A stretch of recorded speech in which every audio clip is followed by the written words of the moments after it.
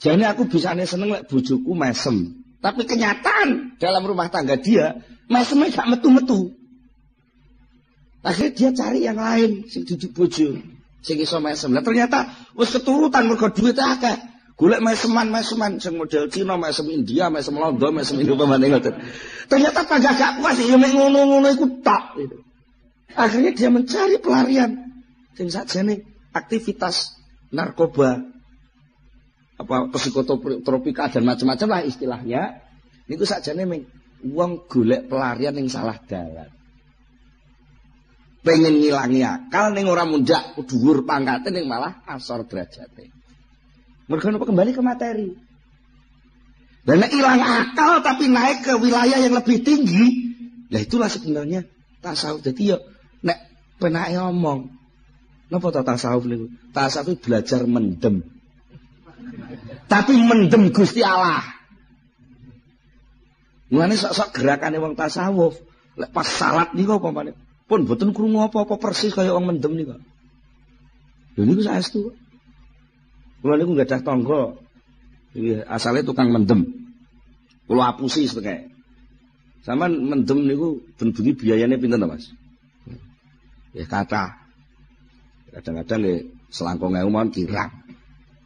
Saman purun kula ajari mendem sing mboten usah bondo.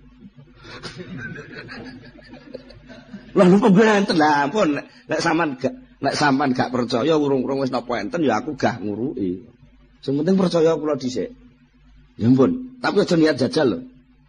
Aja niat jajal. Manut kula mawon. Saestu. Akhirnya suatu ketika kula jak teng griya kula. Adik kula niku sing kula kengken dialog mergi adik kula rada glonjom ngoten lho. Dadi lek omong-omongan mbek wong sing rada glonjom-glonjom ngoten enten korelasine, enten kecocokane. Lek langsung teng kula tiange sungkan. Akhirnya kula jak, kula wuruki. Coba lah. Sampean jane wong mendem niku persoalane lak sampean jibek to, bojo sampean nyeneni terus, sampean gak nyambut gawe. Sumpek to sampean nggih. Lah sampean pengen gak sumpek. Ya mlayu aja ning donya. Lah carane jos pundi? Ayo melu kula. Kula jak teng omah kula. Terus nggih biasa tahlil-tahlil sing biasa dilakoni wong NU niku lho. Sing nggih ana niku mboten kula uruki kawitane piyambake nggih tau teng langgar cilikane kok nggih. Tau teng langgar tesih fasih kula jajal niku maca Fatihah nggih sik fasih terus sik fasih. Kula uruki terus soal unen-unen. Unen-unen niku sampean manut kula. Tapi soal jero sampean latihan munia Allah, Allah, Allah, Allah, Allah.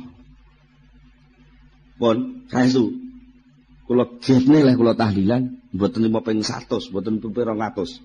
Pokoke puteran tasbih niku entek kula baleni terus sampai kula dhewe gak ngitung. Jadi ku akhirnya piyambake jan gereng-gereng persis kaya wong mendem. Tapi wajahnya jelas. Wajahnya ada semacam pencerahan. Krana napa? Piyambake atine pun dijebol dening nuru zikri. Cahaya zikir. Sing nuwun sewu, kadang-kadang zikir itu diselepelekne kalih wong-wong. Padahal zikir itu pengaruhnya sangat besar sekali. Zikir itu kan ana mung sesebutan. Sesebutan itu lak jeneng. Lah jeneng niku penting lho nggih. Cobi, lek upamane enten wong sembarang kalir men nganggo jeneng kok. Jeneng niku lah milih ya tenanan. Duwe dagangan kudu enek merek sing pas. Kados studio sing ngrekam niki. Nggih. Niki lah golek jeneng ya wis diitung. Mboten sembarang ngawut ngoten kok. Pokoknya radio jenenge dugel ngono ya ora pantes gitu. Lah itu sudah. Lah atik niki sesebutan, sebutan unen-unen. Contone upami. Mboten ngandel. Padha-padha barang gak ngerti, sampean dereng tau bukti. Durung tau roh buktine. Liwat teng pinggir desa, ngisor barongan teng sanding bu.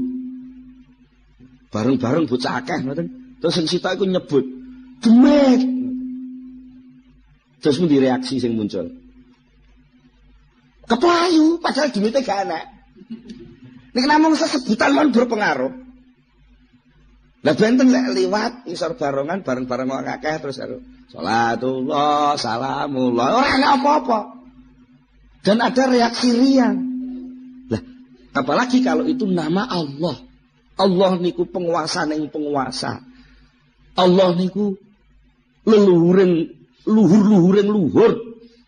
maha dan maha sembarang maha niku Allah. Kok disebut masuk tenggene nur ning tenggene ati niku mesti bereaksi.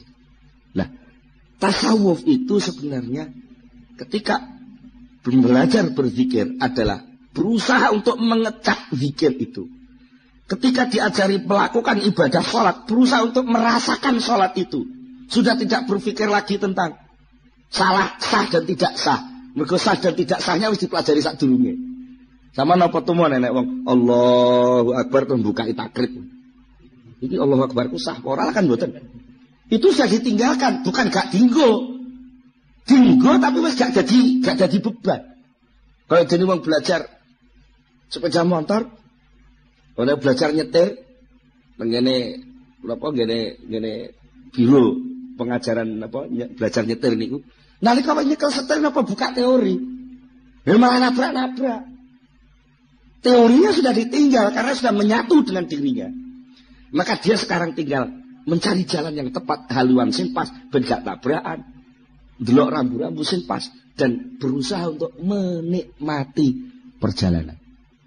Nah, tasawuf itu sendiri menyangkut berbagai macam aspek, mulai aspek metodologi, bagaimana caranya bertasawuf, menyangkut soal letak posisi tasawuf itu di mana di tengah-tengah Islam, menyangkut apa tujuan tasawuf dan seterusnya niku sangat luas sing insyaallah mangke badhe dipun jelasaken wonten ing kitab Al-Hikam mangke pelan-pelan. Tapi sing jelas kula nyuwun dumateng para rawuh lan umum dumateng ingkang mirengaken supados memahami ajaran-ajaran tasawuf itu jangan ditabrakkan lebih dulu dengan kesimpulan-kesimpulan akal secara umum. Dileremno dhisik, dirasakno sing tenan, baru insyaallah niku mengke enten labete, enten pengaruh.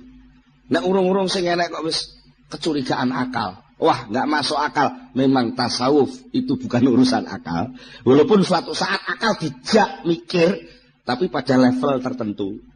Tapi tidak satu-satunya alat untuk memahami tasawuf itu pakai akal itu. Malah seringkali akal itu dianggap wis mungkur. Wis mungkur tegese wis mungkur ya kaya wong belajar nyetir niku wau. Ora kok wis nyetir bareng sik nggawa teori bukai lho mboten malah nabrak-nabrak to nggih. Jadi kan diomongi karo sing belajari sepeda. Wong nyepeda kuwi carane pedale dipancal, setire dicekel, awake nggih ngimbangi. Nalika diomongi ngoten lak dereng nyepeda. Sik diomongi. Ya terus jenengan kok nglakokne sepeda urut kaya oleh ngomong ini ku malah tiba. Pedale dipancal, kok wis dipancal setire dicekel ya tiba dhisik. Lah, terus budi yang bersepeda artinya apa? Ilmu tentang ibadah itu ketika masuk ke dalam tasawuf sudah bukan jadi ilmu lagi, tapi sudah menjadi satu kesatuan gerakan ibadah itu sendiri untuk berusaha dirasakan. Dari merasakan ilmu itulah akan muncul ilmu-ilmu baru, akan muncul rasa-rasa baru yang sebelumnya sama sekali nggak pernah dirasakan. Ngoten. Engko lak iso roh carane sepedaan ora nyekel setir barang. Kok yo ora tiba lho ngoten. Lagi ngoten. Malah ada sing nekat nganggo BMX niku jempeng ngoten niku kok yo ora tiba. Malah sing pun ahli akrobat niku malah nggawa sepeda roda siji ning dhuwur tampar kok yo ora tiba. Nah, niku sedaya mboten mungkin kelakon lek mboten langsung terjun melatih diri masuk ke sana. Jadi tasawuf itu pada hakikatnya adalah totalitas kehidupan sufi memasuki ajaran Islam itu sendiri. Kalau Islam ada tasawuf, ada fikih, ada tauhid, ada ini kan sebenarnya hasil kesimpulan para pemikir ulama-ulama terdahulu. Nah, sementara tasawuf itu berusaha untuk merangkum seluruhnya, untuk diajak kembali kepada Allah Subhanahu wa taala, notok kepada Allah sesuai dengan dawuhipun Allah, wa inna ila rabbikal murtaha. Sesungguhnya hanya kepada Tuhanmu lah segala sesuatu akan selesai. Jadilah urung kepada Tuhan ya urung selesai. Nek wong sugih ya kurang sugih. Sugih kurang sugih. Pemenang melarat, ngoten nggih. Sugih kurang sugih, pangkat kurang pangkat, kuasa kurang kuasa. Enggak perlu jeneng wong ku iso aja mati lah ngoten nggih. Niku mboten barbar. Nah, selesainya itu adalah apabila seluruhnya sudah bisa kembali kepada Allah Subhanahu wa taala. Niku gambaran singkat tentang tasawuf sing insyaallah mangke langkung jelas malih, langkung jembar malih menawi kula panjenengan sampun memasuki tenggene kitab Al-Hikam. Salajengipun wekdalipun ingkang kali kirang-kirang gangsal 11 menit. Badhe kula terusaken mengenal Syekh Ibnu Athaillah As-Sakandari. Sebaik kula wau tasawuf secara singkat niki kita sampun berusaha mengenal siapa itu Syekh Ibnu Athaillah As-Sakandari sing kagungan kitab Al-Hikam sing nuwun sewu. Ora enek wong ahli tasawuf wong thariqah napa mawon sing mboten kenal jenenge Al-Hikam. Kok terkenal banget niku sakjane sinten. Menika kula waos ringkesan riwayat singkat saking Syekh Ibnu Athaillah As-Sakandari ingkang julukanipun Tajuddin kapetik saking kitab Tabaqatus Sadziliyah. Al-Ustad Al-Imam Qutbul Arifin Tarjumanul Wasilin Mursidus Salikin Mungkidul Halikin Mudhiru Sumusil Ma'arif wa Mubti Asraril Lataif Al-Wasil ilallah wal Muwassil ilaihi Tajuddin. Jadi niku julukan-julukan titel-titel sing diakoni dening kalangan ahli tasawuf semua memberi titel kepada Syekh Ibnu Athaillah satunggal Al-Ustad guru, Al-Imam panutan, Qutbul Arifin menjadi pusat orang yang ma'rifat, Tarjumanul Wasilin orang yang menjadi juru bicaranya orang yang sudah usul kepada Allah, Mursidus Salikin pembimbing orang yang mengadakan perjalanan menuju Allah, Mungkidul Halikin orang yang mengentas orang yang keblowok ngelakoni kerusakan, Mudhiru Sumusil Ma'arif yang berhasil menampakkan matahari pengetahuan rohani, wa Mubti Asraril Lataif yang bisa menampilkan rahasia-rahasia lembut rumit yang jarang ulama lain mampu menjelaskannya, yang sudah sampai kepada Allah dan mengantar murid-muridnya juga sampai kepada Allah. Siapa mereka? Dia Tajuddin. Tajuddin itu mahkota agama, membawa asraril wasilin, sumber dari seluruh rahasia-rahasia orang yang sudah usul. Abul Fadl itu kunyah. Orang Arab itu kalau sudah terkenal biasanya ada abunya. Apa namanya seperti kados sinten Sayyidina Ali dipunjuluki kanjeng Nabi Abu Turab, bapak lebu. Ya Abu Turab. Dan ini Abul Fadl Sayyidi Ahmad, asma aslinya Ahmad bin Muhammad bin Abdul Karim bin Abdurrahman bin Abdullah bin Ahmad bin Isa bin Al-Husain bin Athaillah Al-Juzami. Nasabipun ngantos dugi kabilah Juzam, lajeng mazhabipun mazhab Maliki. As-Sakandari menika nami tempat tinggalipun keranten panjenenganipun nalika sampun madeg dados kiai niku manggenipun wonten ing Iskandaria, Mesir. Ngoten. Sedane wonten dusun Qarafi. As-sufi haqiqatan, yang baik secara hakiki menekuni kesufian. As-Sadzili tariqatan, tariqahipun tariqah Sadziliyah. Ajubatu zamanihi. Ajubatu zamanihi itu cara gampangane dadi pengeram-eram nalika sijik sugenge, wa nukhbatu asrihi wa awanihi al-jami' li anwa'il ulum, sing berhasil mengumpulkan, merangkum dari berbagai macam ilmu, mulai dari tafsir, hadis, fikih, tasawuf, usul fikih, nahwu, sharaf lan sak macam-macame sedaya dipun kuasai. Malah dening gurunipun dipun juluki madhabu muftil madhabain. Syekh Ibnu Athaillah kalih gurune dipun juluki muridku sing iki dadi muftil madhabain, wong sing iso ngekeki fatwa terhadap madhab loro, niku madhab syariat dan madhab hakikat. Syekh Ibnu Athaillah Sakandari menika selalu berbicara tentang teori-teori jalan-jalan yang dialami oleh ahli tasawuf. Syekh Ibnu Athaillah Sakandari menika ahli ngaji, ahli mauidhah. Cara sakniki nggih kiai sing kathah sanget pengikutipun. Di samping menika panjenenganipun nggih mursyid thariqah Sadiliyah ngantos gurunipun Syekh Abil Abbas Al-Marsi.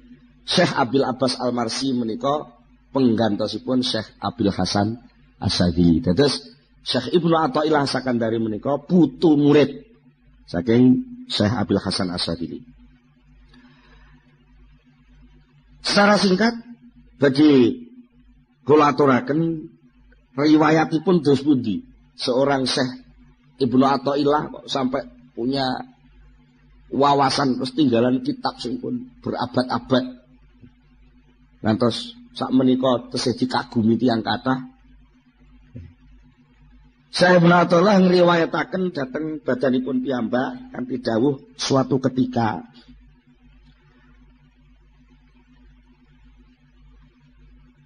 Syekh Ibnu Athaillah menika nggadahi semacam napa nggih persoalan konflik antawisipun Syekh Ibnu Athaillah kalih murid-muridipun Abil Abbas Al-Marsi. Dadi nalika semanten Syekh Ibnu Athaillah mun dadi kiai. Tapi dereng melok tarekah penak omong ngoten. Cek kiai syariat dereng melok tarekah. Ajeng suatu ketika piyambake niku semacam nggadah ingkar dhateng praktek-praktek tasawufipun Syekh Abil Abbas Al-Marsi sing dipraktekne murid-muridipun. Jarat mukhasamatun baini wa baina ahadi ashabi Sayyidi Abil Abbas Al-Marsi qabla suhbatilahu. Terjadilah perselisihan pendapat antara kula kalih salah setunggale murid Syekh Abil Abbas Al-Marsi saderenge kula berguru dhateng Syekh Abil Abbas Al-Marsi. Akhiripun suatu ketika mentok. Muridipun menika mboten saged jawab dhateng Syekh Ibnu Athaillah. Terus muridé ngeten, sampean mboten usah maido kula. Kula niki murid. Nah kula niki duwe guru. Sing penak kapan-kapan anu ya jenengan nderek ngaos teng pengaosane guru kula. Ya ngoten, nderek ngaos teng pengaosane guru kula. Akhiripun dipun angen-angen kalih Syekh Ibnu Athaillah. Qultu fi nafsi, aku ngomong ning atiku dhewe, ya bener pancen ya ngono. Mboten niku teng jero ati. Wes lek ngono daripada aku bantah-bantahan maido-maido perkara sing aku dhewe urung ro datane. Wong jare aku ki kiai ngalim kok ngomongno perkara sing urung jelas. Tak memperjelas persoalan. Cara sakniki tabayun. Nggih. Memperjelas persoalan aku tak melok ngaji rono. Mboten. Lek pancen kiai kuwi bener-bener hak apa sing didhawuhne mesti karo Allah taala dimunculne tanda-tanda kebenaran. Akhirnya saestu jeneng Syekh Ibnu Athaillah sowan. Mboten sowan nggih melok ngaji ngoten mawon. Pas pengajiane Syekh sinten Abil Abbas Al-Marsi kala wau. Lajeng ngoten. Syekh Abil Abbas Al-Marsi niku nalika niku pas nerangne tingkat-tingkat pesulukan. Ngoten pas nerangne ngoten niku Syekh Abil Abbas Al-Marsi napa nggih nerangne niku sampai panjang lebar pun sampai napa nggih cara kanu dipahami wong biasa angel. Mergo diantarane sing didhawuhne ngeten, diantarane niku Syekh Abil Abbas Al-Marsi niku berbicara tentang anfas, tentang kehidupan, kedirian seseorang. Nerangaken derajat-derajat suluk dumateng Allah. Nerangaken tentang pengetahuan-pengetahuan, pengalaman-pengalaman sing dilakoni wong suluk. Nerangaken tingkat kedekatane wong suluk dumateng Allah, macem-maceme wong suluk. Sampai panjenenganipun dawuh sing pertama Islam. Niku jenenge darajatul inqiyad, derajat tunduk dumateng Allah. Terus taat, terus nglakoni syariat. Sing nomor loro iman, yaiku diarani maqam makrifat, mengenal hakikat syarak dengan mengerti keharusan-keharusan hamba. Niku lek wong pun tingkat iman. Lajeng sing nomor 3 ihsan. Niku suasana orang membuktikan kehadiran Allah Subhanahu wa taala dalam hatinya. Dengan istilah lain, terus saya Abil Abbas, istilah lain kamu bisa berkata, yang pertama Islam itu namanya ibadah, yang kedua iman itu namanya ubudiyah, yang ketiga ihsan itu abudah. Diterangke malih istilah-istilah sampai pinten-pinten istilah. Sing cara wong ngaji sampai blenek. Pinten-pinten istilah. Akhirnya kesimpulanipun Syekh Ibnu Athaillah sing asale jane pun serodok suudon dhisik niku wau. Piyambake terus yakin. Akhirnya kula yakin terus Syekh Ibnu Athaillah bahwa Abil Abbas Al-Marsi ini dapatnya ilmu tidak sekedar dari kitab, tapi langsung dia dapat loberan lautnya ilmu Allah. Nek teko kitab ae aku wis kenal kok wong aku jago kitab ibaratnya cara sakniki ngoten. Aku tukang maca kitab wong aku wis kiai. Ya tapi ki ana ukapan-ukapan ukara-ukara sing secara apapun gak kena dibantah, tapi ora nek di kitab. Mesti saka pangeran. Akhirnya dengan begitu sapunipun ngaos Syekh Ibnu Athaillah terus ilang suudone teng Abil Abbas, malah sing enten rasa tresna lan demen. Sing tekane niku dadak. Ngoten tekane dadak. Bangsa wangsul teng pengajian dia tidak mampu untuk masuk ke rumah. Kaya-kaya niku ndelok omah niku wis mboten iso. Pokoke kaya-kaya piyambake mlebu omah niku wis ora doyan lah ben apa. Ketolak, atine nolak mau mlebu omah. Terus enten rasa-rasa sing aneh. Sing sakjane apa to rasa kuwi niku mboten ngerti. Gitu piyambake niku mboten ngerti. Terus piyambake nyepi delok langit. Akhirnya mboten kuat ngampet. Terus piyambake nyimpulke iki gak iso ngudari lek ora Syekh Abil Abbas Al-Marsi. Akhiripun Syekh Ibnu Athaillah sowan dengan Syekh Abil Abbas Al-Marsi menyatakan kula niki kangen dateng jenengan, Syekh. Uhibbuka. Ana wallahi uhibbuka.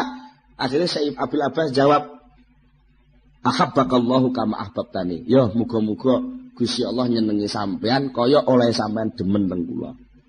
Niku pun kesindir pun. Wong mestine kan assalamualaikum kok malah pedhok ora muni assalamu. Karena napa brontone pengen kepanggih Syekh Abil Abbas Al-Marsi. Akhiripun sak sampunipun mekaten sedaya kawontenan sing dialami Syekh Ibnu Athaillah sedaya dipun pasrahaken dhateng gurune, dipun tuntun dening gurune Syekh Abil Abbas Al-Marsi, sampai Syekh Abil Abbas Al-Marsi nuding temenan. Lek bocah nom sing wis pinter dadi kiai iki kok manut aku tenan tekun. Sok ben akhire dhek arep dadi muftil madhabain. Dhek arep nguasani ilmu lahir lan ilmu batin. Nikulah Syekh Ibnu Athaillah sing insyaallah mangke kitabipun Al-Hikam badhe kita pelajari sesarengan wonten ing pertemuan-pertemuan ingkang badhe dateng. Kula kinten cekap semanten rumiyin. Monggo kita tutup pengaosan menika kanthi sesarengan maos Al-Fatihah.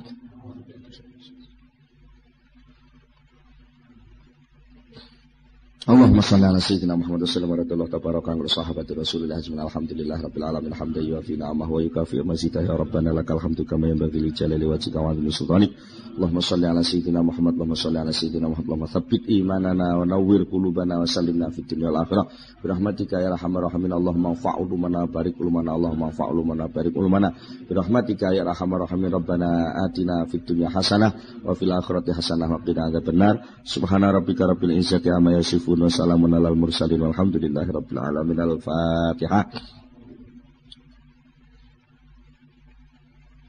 Akhirul kalam. Assalamualaikum warahmatullahi wabarakatuh.